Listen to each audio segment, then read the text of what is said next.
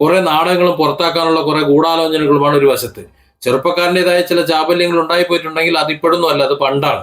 MLA ഒക്കെ ആവുന്നതിന് എത്രയോ മുമ്പാണ്.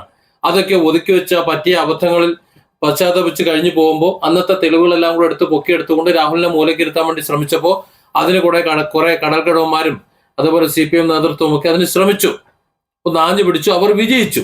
പക്ഷെ എന്നാലും കേരളത്തിലെ ജനങ്ങൾ ഇടതുപക്ഷത്തിലെയും വലതുപക്ഷത്തിലെയും വലിയൊരു പക്ഷം പറയുന്നത് രാഹുൽ മാങ്കൂട്ടത്തിൽ ശക്തമായി തിരിച്ചു വരണമെന്ന് തന്നെയാണ്. വനിതകൾ ഇതിന്റെ യഥാർത്ഥ വസ്തുത തിരിച്ചറിഞ്ഞുകൊണ്ട് രാഹുലിനെ സപ്പോർട്ട് ചെയ്യുന്നുണ്ട്.